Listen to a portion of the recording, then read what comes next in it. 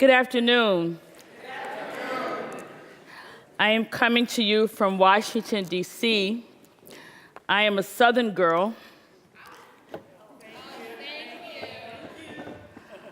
by nature. And so this part of the world is always challenging for me.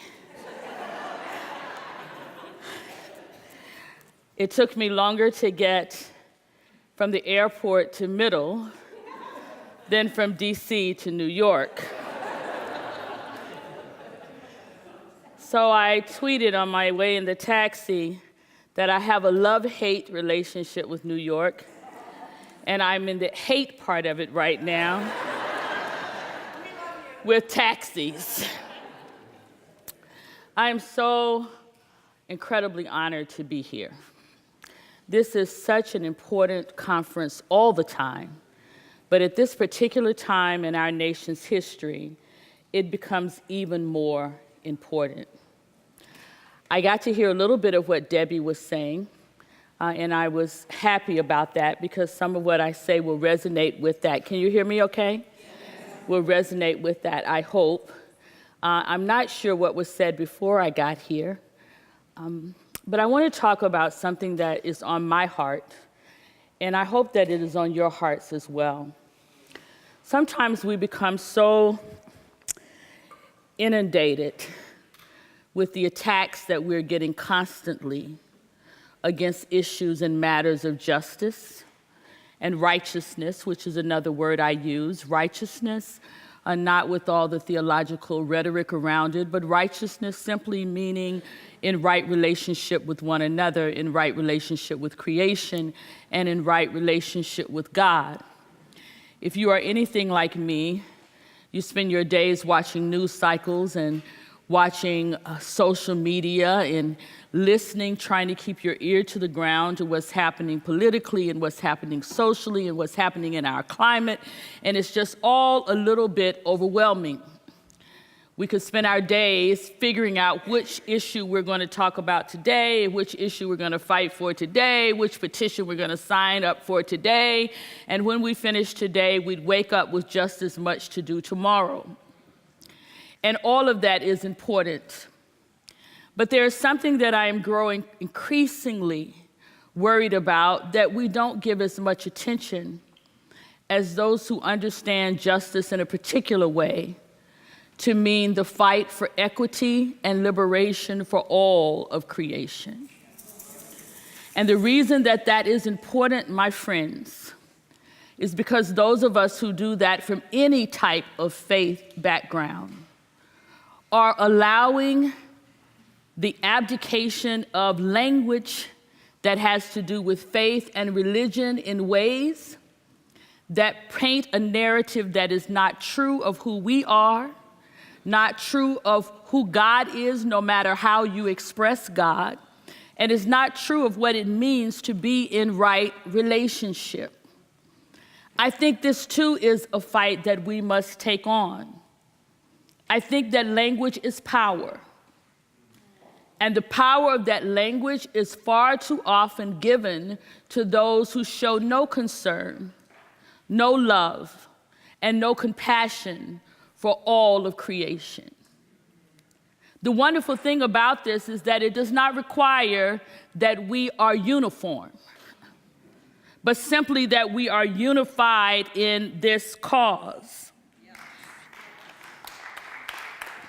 And so for this reason, this conference is particularly important to me because this seems to be critical to me right now. Few would deny that in a world with ever-increasing social, economic, political, and religious division, we are sorely in need of more unity. And I can think of no better place to center that work than among those who may often differ in expressions of faith, expressions of doctrine, expressions of polity. Among those who gather in spaces like this, I can think of no better place to center that work than among those of us who all share a common desire to see good lived out in this complicated world. When I was listening to Debbie and listening to the prompting questions she gave you to engage one another, I was reminded of the words of Paul Tillich, who said, "The first duty of love is to listen." And we have forgotten to listen. We have forgotten to hear one another deeply, not to respond, not to react, not so that we can get our barb in, but to really hear what one another is saying.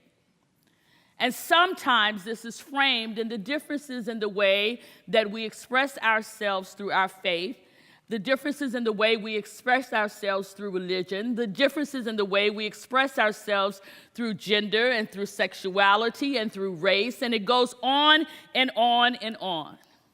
And in moments like this, I am reminded that God has a sense of humor.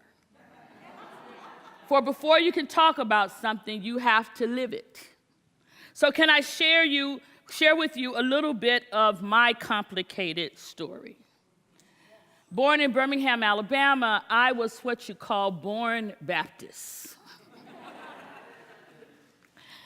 My grandfather was my first pastor, baptized in a small Baptist church where women were not considered qualified to preach or to teach even.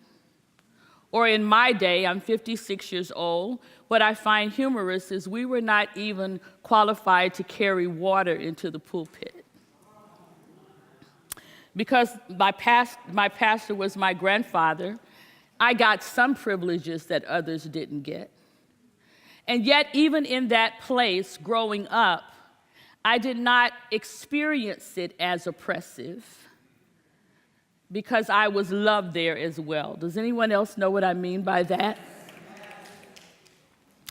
In addition to my paternal grandfather being my pastor in the Baptist church, my maternal grandmother, who was my babysitter — we didn't have money for daycare — who was my babysitter while my parents worked, was with the Church of God in Christ, a Pentecostal version of everlasting church here on earth.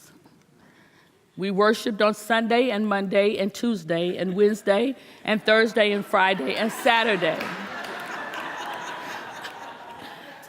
When I finished at the Baptist church on Sunday morning, there was always the Church of God in Christ on Sunday night. We spent so much time in church that there was a kitchen in the church that served meals when you wanted to take a break, and then you could come back and worship some more. It was in this church that I was introduced to speaking in tongues and the moving fire of the Spirit and charismatic worship in a way that I still adore to today. And yet in that church also, I was told that women could not preach and women could not teach and women had their place. And in that church, women couldn't wear makeup and you couldn't wear jewelry and you couldn't wear pants. And in my grandmother's house, you couldn't watch TV because surely that's how the devil got in. And you couldn't go to the movies, and you couldn't listen to music. And yet, in that place, I was loved as well. My primary education was in a Catholic school. You're starting to get this? Kindergarten to third grade, it was me and the nuns. All of the students were black, and most of the nuns, except for one, and most of the priests, all of the priests were white. In the Catholic Church, I learned that there are some Christians that are more worthy than others. For when I would go to Mass, I was in the section that could not take communion. I was never pulled out of class to go and do my confessions. But I learned very deeply all of the penance, and I still make the sign of the cross when a siren goes off. So some of the things that were embedded in me there, I also knew that I was deeply loved there. One of the ironies of this journey for me since Ferguson is one of the first invitations I received to speak was at the Catholic seminary. Yeah. I went to speak there in a sea of 300 men in black, and I was the only woman. And I shared with them that I toyed with wearing my collar, but I didn't want to mess them up for life.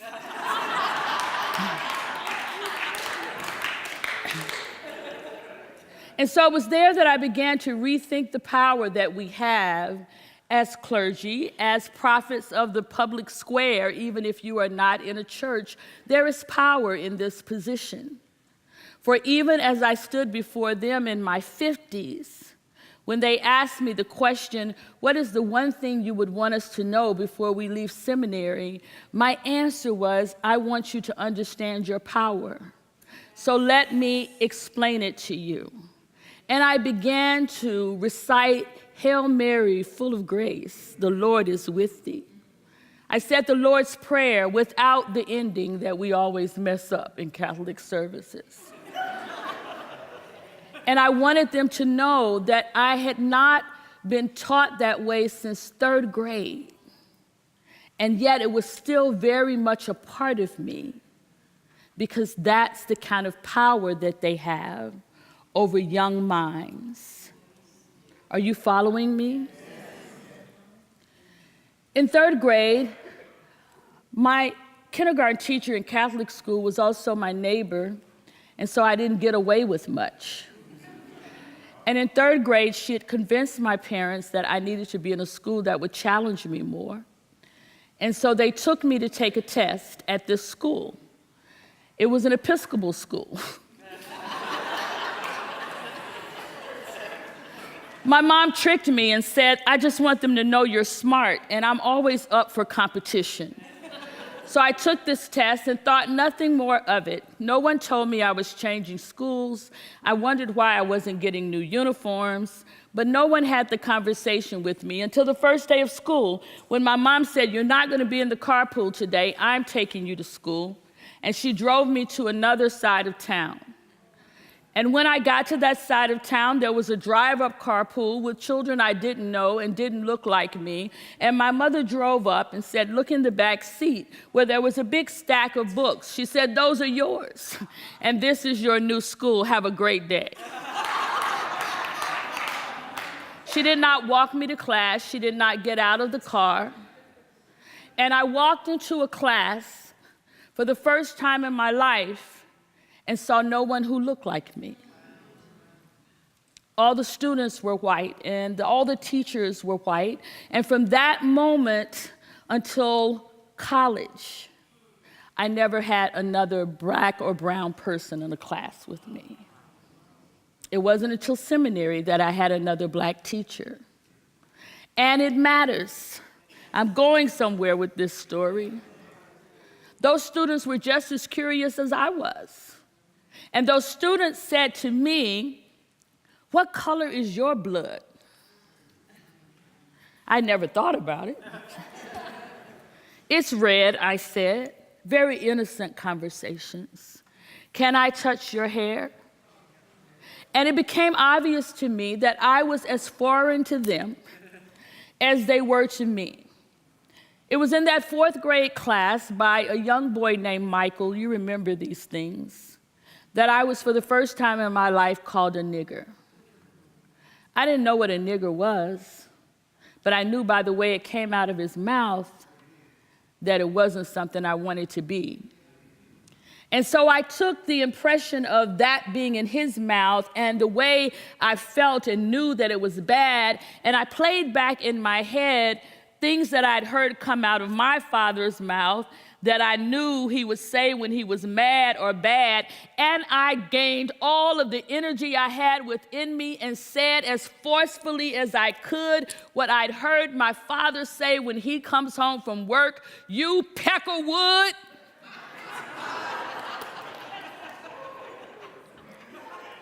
Because children do what they see, live what they hear, learn from who we are and not just what we say. This was the beginning of that journey.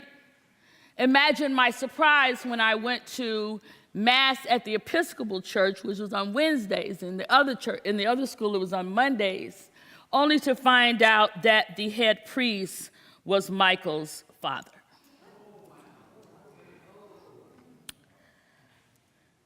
From Episcopal school, I went to a private high school that didn't give a hoot about anybody's religion. It was refreshing in many ways.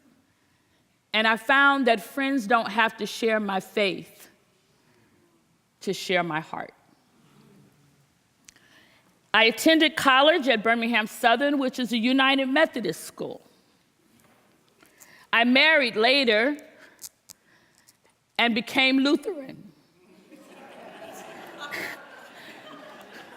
Believe it or not, it was Missouri City. I didn't find out until I was deep into the church that I couldn't do anything but sing in the choir. And I knew that that wouldn't last long. My marriage didn't last. After 12 years, unfortunately, we could not make it. And in making that change, I left that church to start anew.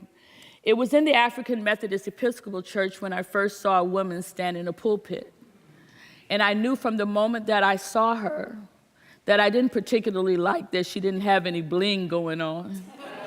But I knew that that was what I was called to do.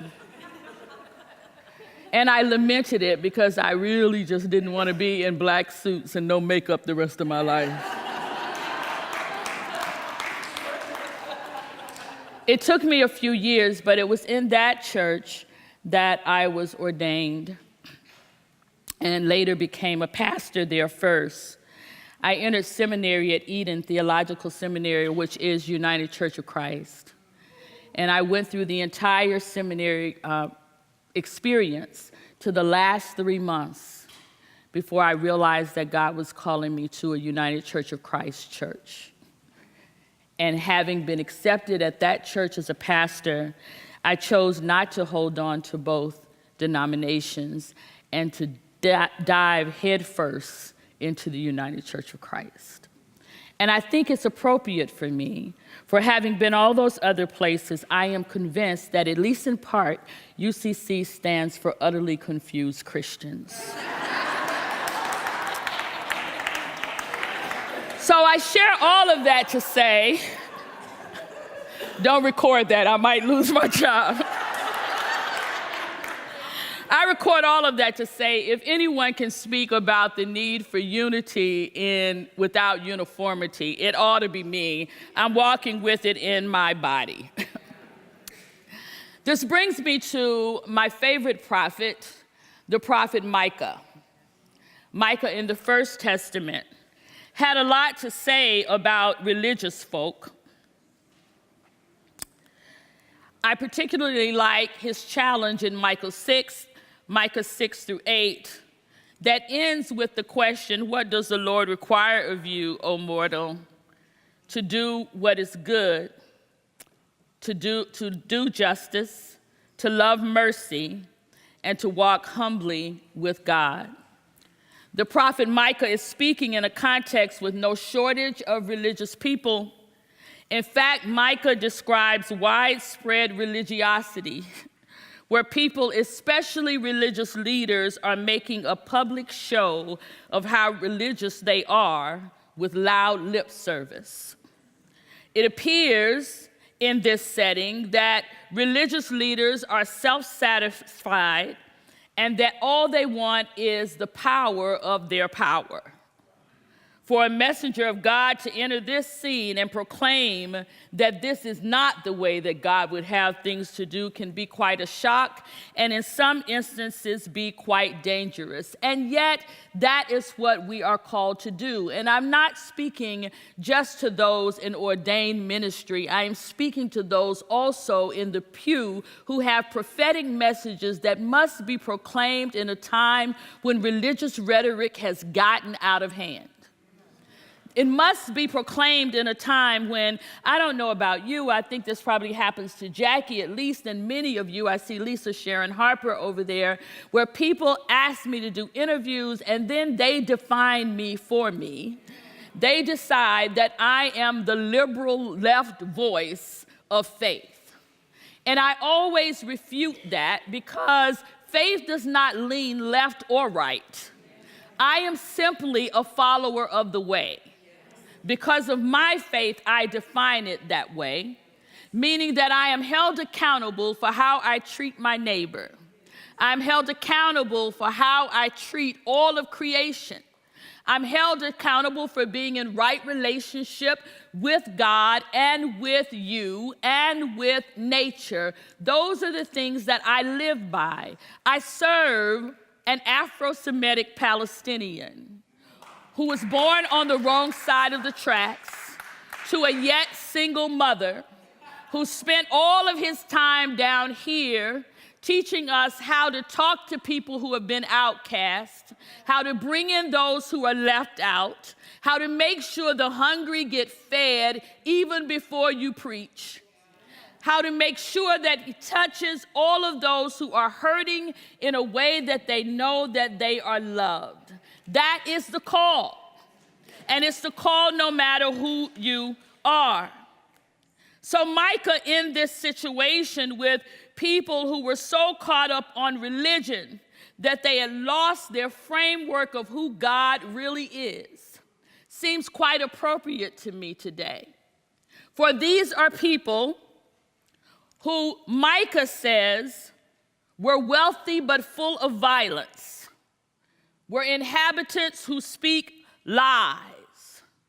And yet God still referred to them as God's people while trying to help them understand what had gone wrong. God gives a litany of ways that God has shown up for them over and over again. Talks about bringing them out of bondage in Egypt. Talks about leaders that were there for their care. Talks about defending them against oppression and against being taken hostage over and over again. And God makes it a point in this text to say that in spite of how faithful I have been to you as individuals and collectively, you have not responded in ways that give me honor, that bring me joy, that are centered to who I am to you. This God that we're talking about is a God who hears the cries of people who are in bondage even now, who brings the outsider blessings and not just the insider, who shows compassion and mercy when anyone falls. This God is a God who cannot stand idolatry, even when it's done in God's name. Is God who cannot stand injustice, no matter what religious cloak you put on it. It is a God who is faithful no matter what. And in this dialogue through Micah, God bears witness of God's goodness by calling all of creation to affirm what is being said. It is so clear that the people cannot reply with any excuses, cannot reply with any contempt. But in this particular story, Micah makes it clear that the only answer for you to give is to get correct. Micah makes it clear that there will be no more business as usual in the religion department without a change of heart and life. And I am suggesting to you, my friends, it's because we are doing business as usual that we find ourselves in the place that we are now. So just as Micah says to those people, no more burnt offerings, no more thousands of rams. I don't want your firstborn. I don't want you to keep a scorecard about who's doing right and who's doing wrong. I simply want you to do what I have asked: justice, mercy, and walk humbly with God. What is this thing called justice? Justice, whether in the Hebrew or the Greek, is translated from the same root word always as the word righteousness. Justice, not in legal terms, but in terms of rightness with humanity, is to be in right relationship with one another, right relationship with the God you serve, and right relationship with community. And why is that relevant here at Middle today? Because, my friends, there is no existential distance between social justice and discipleship.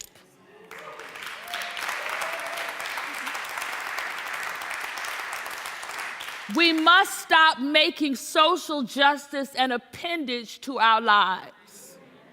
We must stop allowing other people to act as if social justice is something one puts in a bucket, that some people specialize in it and other people have nothing to do with it. Social justice is core to all of our beliefs, for it is the way that we express love out loud to humankind and to creation. There is no chasm of distinction between activism and being church.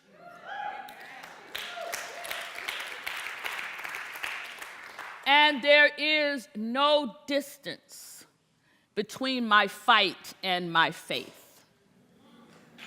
Why is this relevant? Because we must reclaim our place in the dialogue around faith. Not just be relegated to conversations people occasionally want to have about a justice they don't understand. There are no conversations about faith that don't center justice. And if we who know that don't begin to say that and stand up to people who are speaking antithetical to the gospel and claiming it as the gospel, then we are just as guilty as they are. Why in the hell, and I mean hell, why in the hell would we call the religious right right?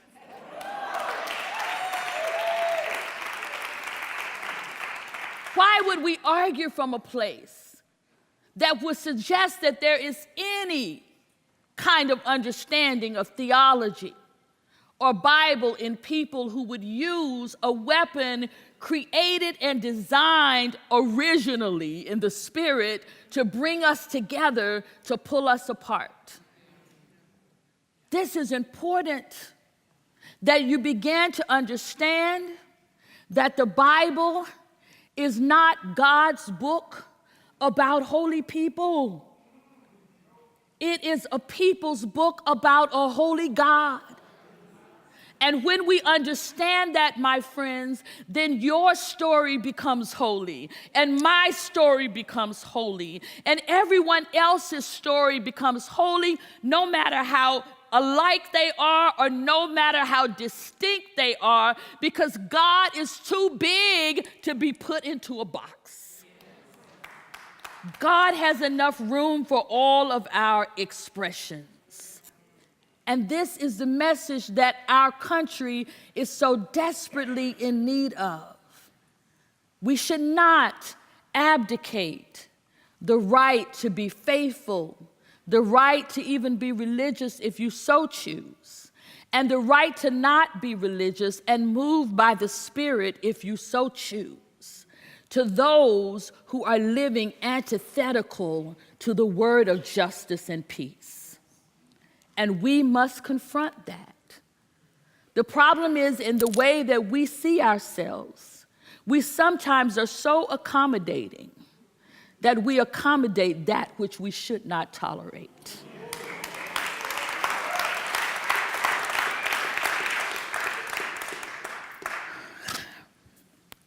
What I'm saying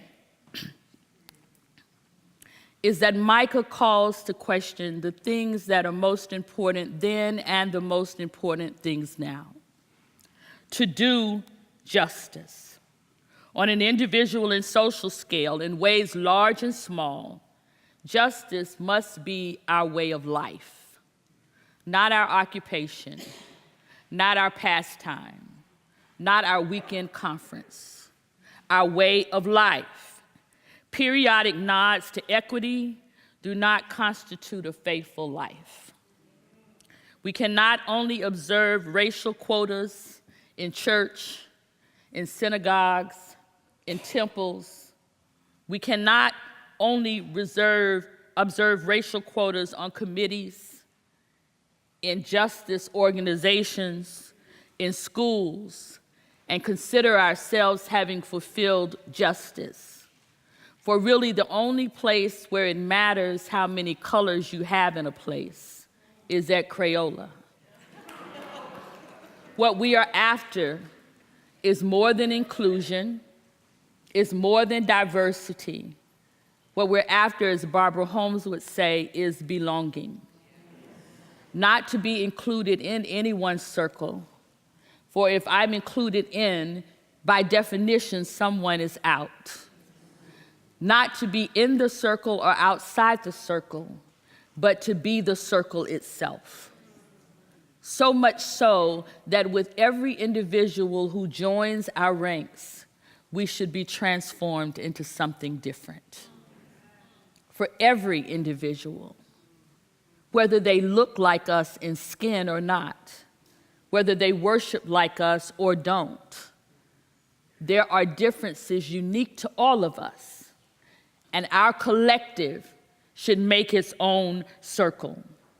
We cannot continue to send checks and have GoFundMe accounts for disaster relief and avoid examining the lifestyles that we live that contribute, at least in part, to the natural disasters that we're funding. We can't keep doing hunger walks and health walks and refuse to change our consumerist ways. We cannot confess in whatever our mode of confession may be, our penance for what we have done wrong on one day, and the next day be the same way we were before. Rather than offering false sacrifices, which God no longer requires, we should do justice, love mercy. What is loving mercy? What does that mean to you? What is mercy? That's a real question. What's mercy? I didn't hear you. Forgiveness? Ah. The womb. Compassion. The womb? Ah. Compassion. Walking with. Undeserved. Space for. Yes. All of those things, right? The phrase I like most I got from the Riverside Church, making space for grace. And so may I give you the strongest political strategy I know right now? Yes, please. I wish, my prayer is, that we who are in this work together on the same side might learn to make space for one another. For we are much better at making space for grace with outside strangers than we are among ourselves. The truth is, I come to you with story. I shared some of my story to you. And it's not that I walked through all of that and didn't have some of it seep into my being. There are things that I've had to work out, things that even were against my own goodwill, that I've had to work out of my psyche and work out of my habits, because it is the water that I was birthed into. Do you understand what I'm saying? It is unreasonable to expect that everyone comes into this place knowing all that they need to know to do this work. It is unreasonable to expect that we won't make mistakes among ourselves. It is unreasonable to expect that some of the things that we grew up with, some of the things that we were born into, some of the things that we were taught in Sunday school classes or Hebrew classes or wherever you took your classes, some of the things we encountered at school, it is unreasonable to expect that we come to this work for justice as a clean slate. We do not.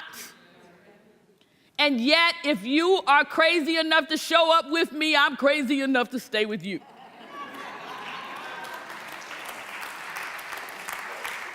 And that is what it's going to take for us to do this work together. To do justice, to love mercy, understanding that none of that is the destination, but the destination is that we might walk with however you name God, or if you name no God, however you name your higher power, that we might walk in unity towards the things that we know are just and right. That is my prayer for us, my friends. More than I worry about what's happening in the White House, because that's like so, I won't even say. But here's the thing. It's not the first time the White House has been jacked up.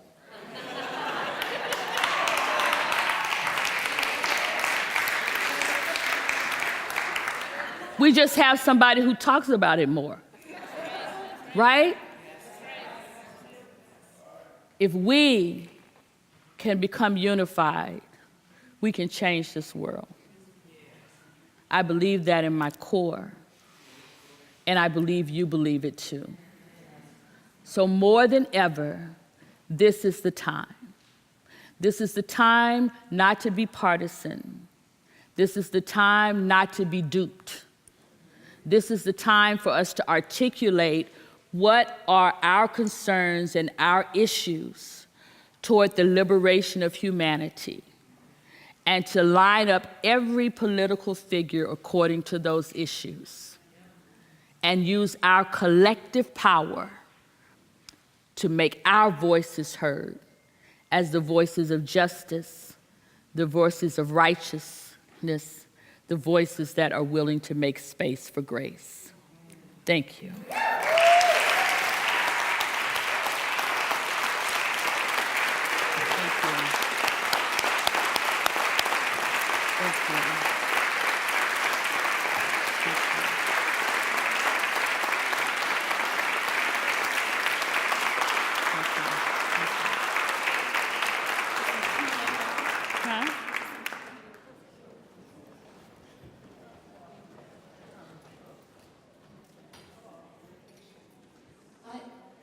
It's probably highly inappropriate to comment on how beautiful your shoes are, but I'm just going to do that anyway. Traci, thank you so much for bringing it. Thank you.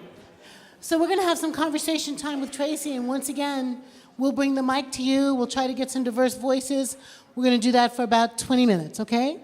Who's got questions for Traci? I want to say, I ran in here and just had a few moments, but I want to say, Jackie, what an honor it is always to come to Middle with the incredible Jackie Lewis and the work she does.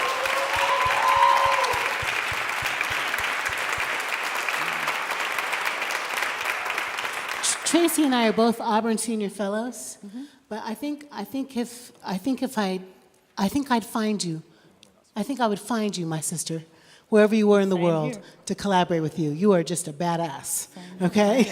Badass. So let's have some questions now, and Traci and I will love on each other later. Who's got a question for Traci? Raise your hand. Let's get mics around. Okay. Okay. Yeah. I'll sit up here. Thank you, Mike. Thank you, Rob.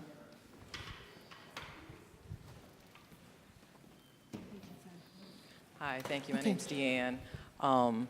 I personally am a Meta-Methabaptocostal myself, and yes, ma'am. Thank you. So I appreciate your background of diversity and love every tradition that has touched my life. My question is, on a church development level, regarding that, let me sidestep here. What I hear you say is that we have to be self-differentiated enough to stand in our power to own it, to step into spaces with other people that have a common vision, the way. How do you help a body of believers to cultivate themselves in their own space to want to grow and develop and step into a very, what is the word? I guess just a very developed space where they can exist this way and have conversations with others that creates this, this welcoming atmosphere while not feeling threatened by it. Does that make sense? It does, and I want to be very cognizant that I know this is a multi-faith space, which is one of the things I love about this space. I can only speak in my truth, right? When I was in seminary, I read a book that was not assigned, and it will never be assigned because it would be considered beneath seminary. It was written by Eugene Peterson, who translated the Message Bible. But it's a little book called The Unnecessary Pastor. And that book changed my life. It was a very small book. And the basic premise of the book is that there are very few career choices that one can have where one literally gets up, talented or not, and mounts a stage at least once a week and holds people hostage who have to listen to them. And it's even more dangerous because they're held hostage in a place where dissent is not common, right? And so even if people disagree with you, you leave with the impression that you're all of that. When in reality, everyone who is listening to you is really the all of that. And that the people who you are holding hostage with your words are the congregation. And they can be congregation together whether you are there or not. The only one that's replaceable in that is the pastor, right? And so to be careful not to think too much of oneself. And so I'm going to get in trouble for this, but it's my truth, so I'm going to say it. I consider the church my front line. That is Ferguson is something that I did because of the church.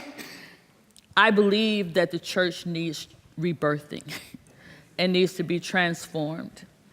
And a piece of that is that people who have the privilege of standing before people and leading them must also have the accountability and the responsibility of empowering people to have their own thoughts, their own ways of being.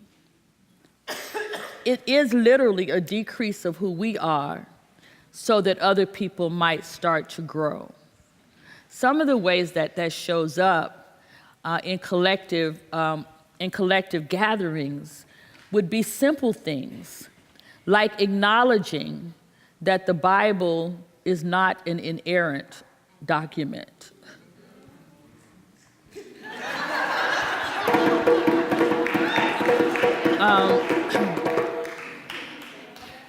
Acknowledging that while truthful, because of what can be gleaned from the stories, that it is not factual. Correct? Yes. Not always factual. Telling the truth about the complicated nature of the church. All of those are things that I think we are called to do from this place that liberate people to tell the truth. And we can use sacred texts, every sacred text I'm sure, but I know mine best, right? I can't tell you how liberated congregations are when I actually talk about, for instance, the story of Tamar, right? There are two Tamars. One was raped, the daughter of David. When one tells that story, and I often ask the question, who's going to cry for Tamar? Because David cried for the son. If you know this story, how people feel liberated then to speak into what is happening in their lives. How the mere fact that if you are in that leadership position, by the way you orchestrate the books that are in your study for people who come to meet with you, if people see books on your shelf that speak to things that people don't talk about, then they know that this is a space where they can talk. If we remember, as my friend Reverend Reggie Williams says, that the Bible, with the exception of David and Solomon, is a book written by people living under oppression for people in oppression, right? And if you read it from a place of oppression, you read a totally different story than you read if you read it from a colonizer's view. An example of that would be, there's a story in the Bible about a master and 3 people who are given talents. One is given 10 talents, and one is given 5 talents, and one is given 1 talent, and told to be good stewards over them while the master is gone. The text itself says that the master profits off of that which he does not sow into, that he gains off of that which he doesn't work for. The master comes back to inquire of the people who had the talents. The person with 10 talents has invested those talents and multiplied it and given the master 20 back. The person with 5 talents has invested those talents and multiplied it and given the master double back. The person with 1 talent hid that talent and did not increase it at all, dug it up and gave the master back what the master gave him. All of my life, I have been taught that I should be like the person with 10 talents. All my life, I've been taught that I should be the one that takes what is given to me and makes more for the master. But when you read that as a place of, as coming from a book that is written by people living in oppression to people who are in oppression, then you began to understand that the hero in that story is the one who keeps that talent and gives back just what was given, because I'm not going to make anything for the master that doesn't benefit the whole. Do you understand what I'm saying?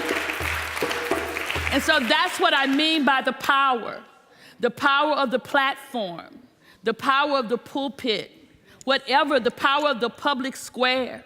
Wherever people are listening to you, one must begin to reinterpret even the narratives that we have learned in ways that form and shape liberation. Amen. Have you never wondered how people who were enslaved, this is the 400th year, right?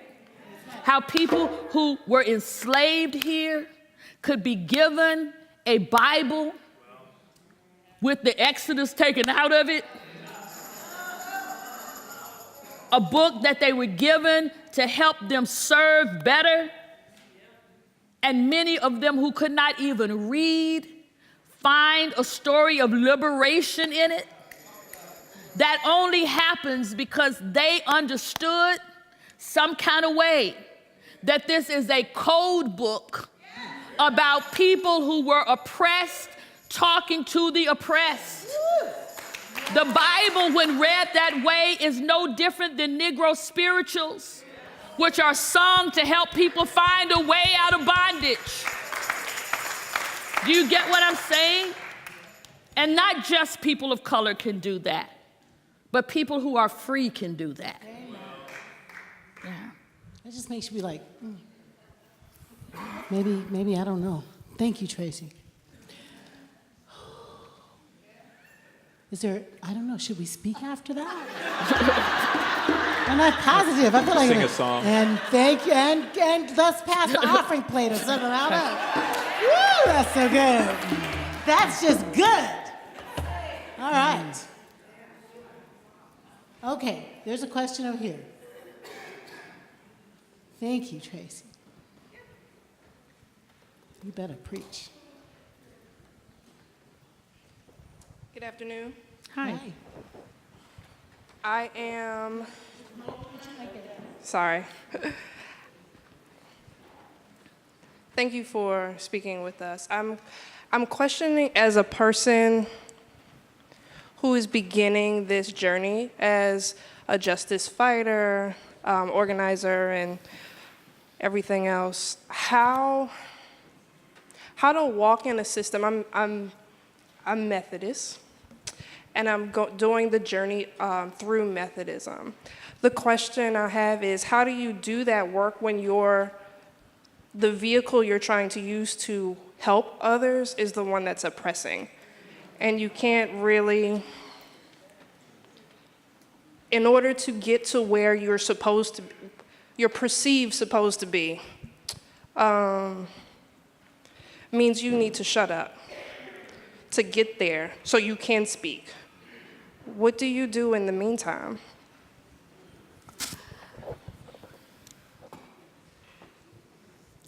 I'm hesitant to answer that because I've been kicked out of a few places.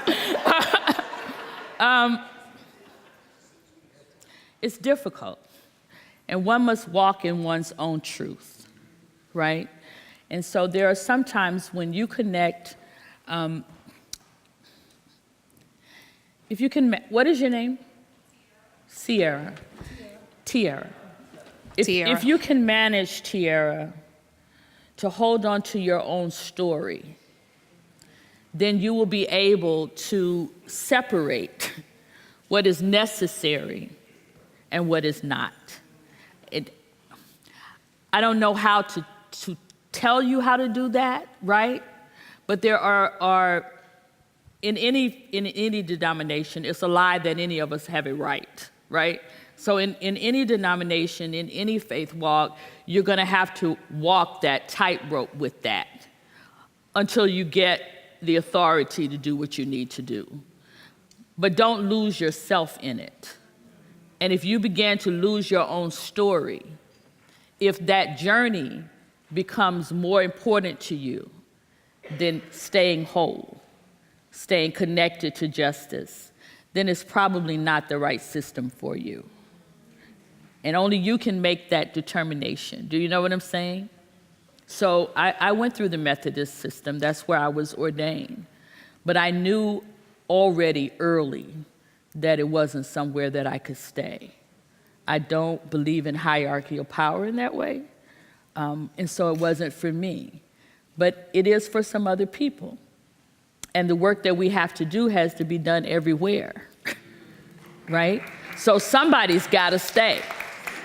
And I make no judgments about that. I just pray that you hold on to yourself, to your own stories, right? Yeah. That's really beautiful, Traci. Thank you. Hi. Hi, Jackie. Hello. So my name is Sean Marshall. I'm a proud member of Middle, and I have my Bible, Traci, Yay. which was signed by the Reverend Dr. Jackie Lewis. Oh, no, not like Trump, though. I mean, no. Let's be about to clear. say. Not like that, no. But I'm also a holy warrior and a warrior of light through Holy Yoga Ministries. And so my question, and you kind of answered it, you kind of started, I would love to hear both of your perspectives.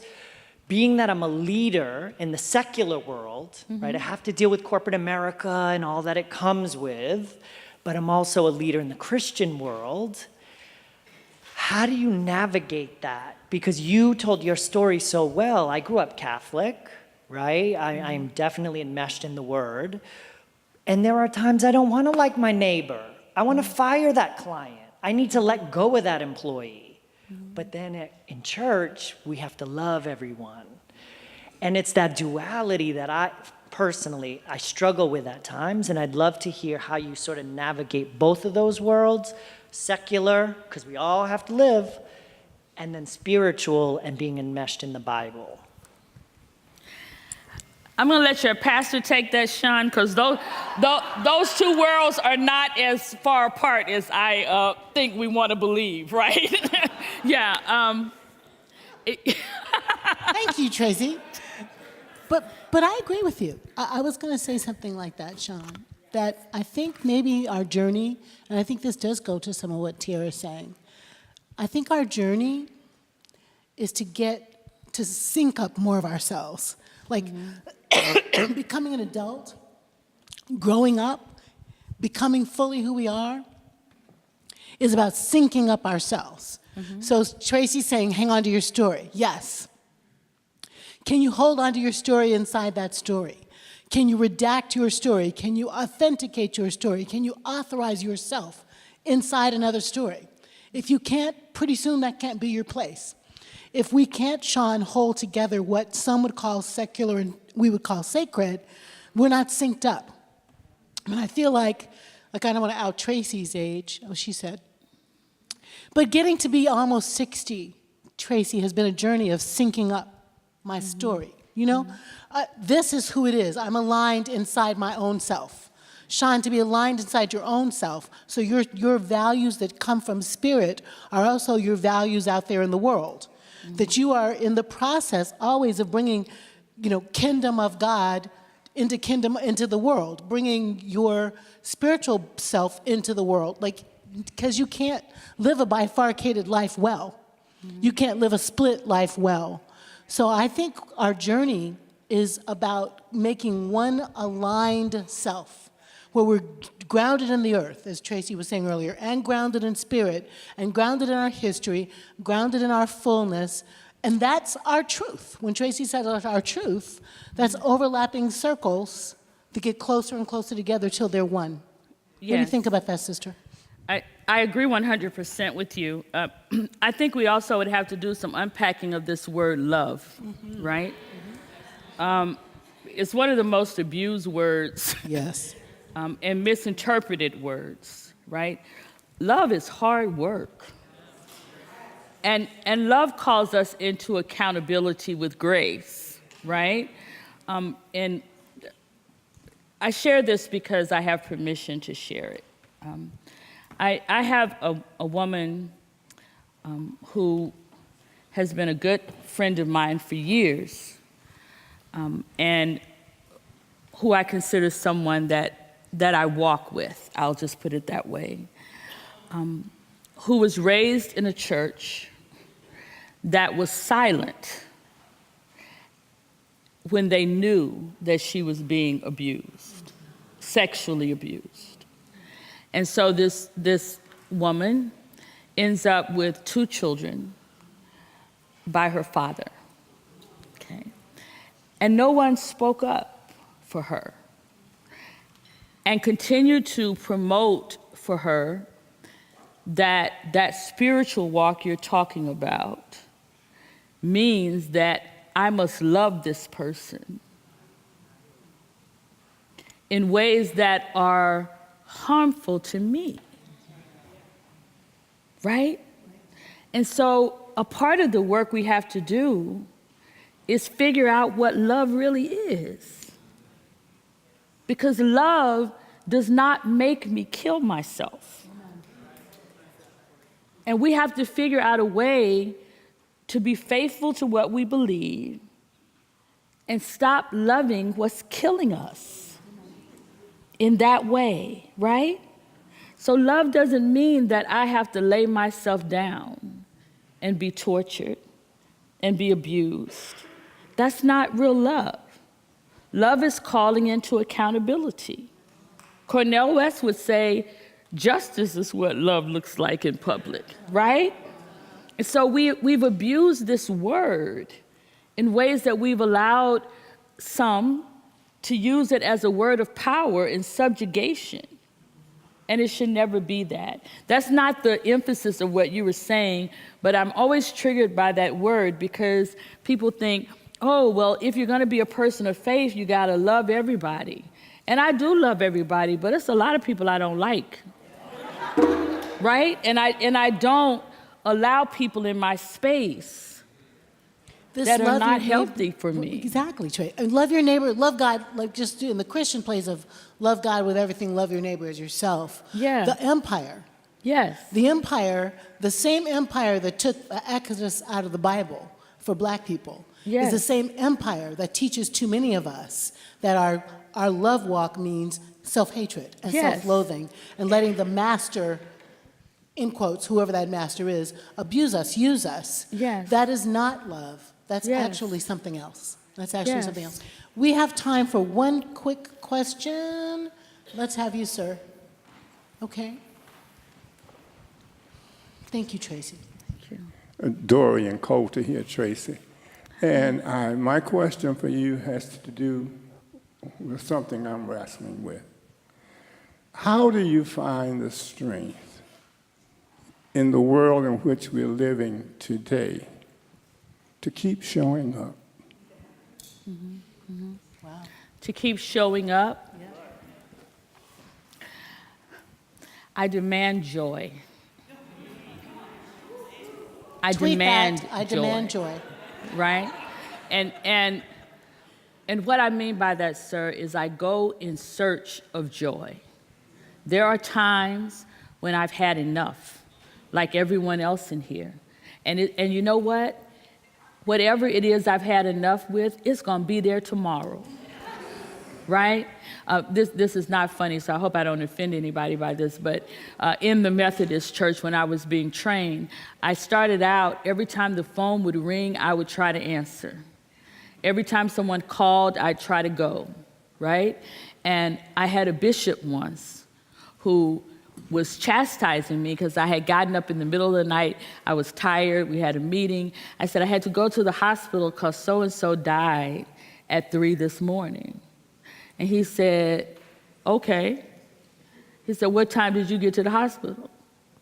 I said, I got there about 2:30, 3 o'clock. He said, did you make it into the room before he died? I said, no. He said, well, then he'd still be dead if you had waited till the next day, right? I mean, you can't say that to everybody. You know what I'm saying? But what I'm saying is, we've gotten into this cycle. It's almost like a mini God complex, kind of, that we have to answer everything and we have to answer it right now. And when your body and your spirit says enough, recognize your humanity, right? And demand joy. Go see a movie. Go be with people who make you feel good. Go listen to some music and laugh. Go shopping, right? Get a massage. This sister right, I was about to say it. This sister right here has upped my massage game, right? Don't feel guilty for taking care of you. Because if you don't take care of you, you're not going to make a difference to anybody else. Find joy. Turn the tweets off. You don't have to hear everything that everybody's saying. Turn Facebook off. Turn the news off. It will be just as horrible when you get back. It will be. Thank you. I love you all. Traci Blackmon. Thank you. Traci. Thank you, Mike.